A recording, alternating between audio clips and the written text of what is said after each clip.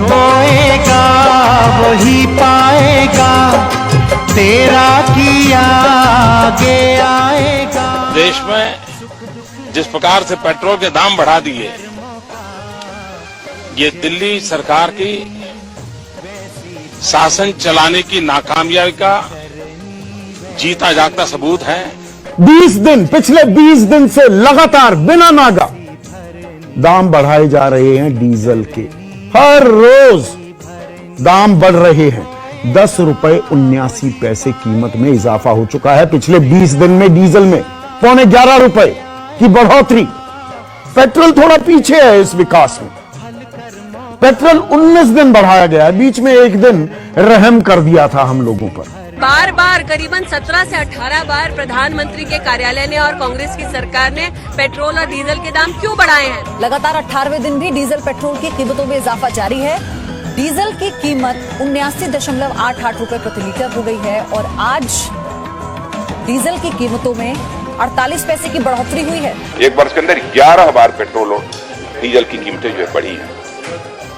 माने स्वाभाविक है, पेट्रोल और डीजल की कीमत जब बढ़ती है तो जो दैनंदिन उपभोग की जो वस्तुएं हैं, यानी एसेंशियल कमोडिटीज जिसे बोलते हैं, उनकी भी कीमतें स्वाभाविक रूप से बढ़ती हैं और उसका खामियाजा सर्वाधिक यदि किसी को भुगतना पड़ता है तो जो मध्यम वर्गीय परिवार के लोग हैं उन्हें भुगतना पड़ता है। जो गरीब हैं, जो किसी तरीके से 10 रुपया 20 रुपया प्रतिदिन की कमाई करते हैं, माने उनका तो जीना दूभर ही नहीं होता है, बल्कि सचमुच उनके लिए तो।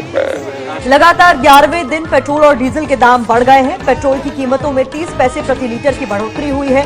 मोदी सरकार 3 दिन से कटौती के संकेत दे रही है, लेकिन अब तक कुछ नहीं किया गया है। तेल के दाम भागते ही जा रहे हैं।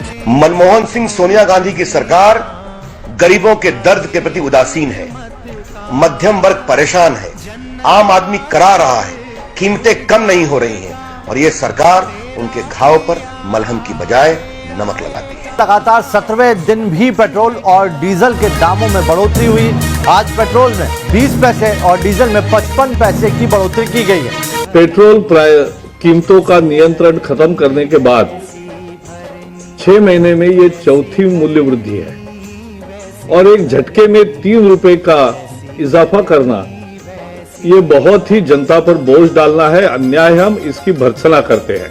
देश में पेट्रोल डीजल के बढ़ते दामों ने जनता के सामने एक नया संकट खड़ा कर दिया है। पेट्रोल डीजल 80 रुपए के आंकड़े तक पहुंच गए हैं। किसान दुखी है, खेती संकट में है, तो किसान लोग खेती छोड़ के शहर के ओर जा रहे हैं। कारण क्या है? खेती लाभदायक नहीं है।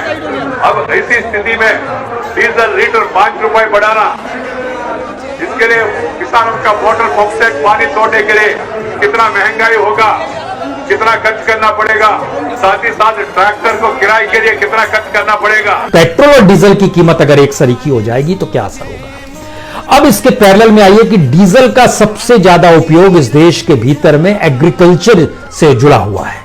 किसान भी करता है, ट्रक्स में भी होता है, ट्रैक्टर में भी होता है और एक ऐसी इकोनॉमी है जहां पर एग्रीकल्चर इकोनॉमी पे सबसे ज्यादा मार डीजल की पड़ती है। लेकिन डीजल की कीमत बढ़ते बढ़ते ना सिर्फ पेट्रोल के पैरेलल में आकर खड़ी हो गई, बल्कि जितनी बड़ी तादाद में वो बढ़ी है वह इसलिए स्थिति है क्योंकि भारत के भीतर जो एमएसपी है, इसको भी जरा समझने की कोशिश कीजिए कि हमारे यहां पेट्रोल डीजल लगभग बीते 15 दिनों का जिक्र करें, 15-16 दिनों में लगातार पेट्रोल डीजल की कीमत बढ़ी है।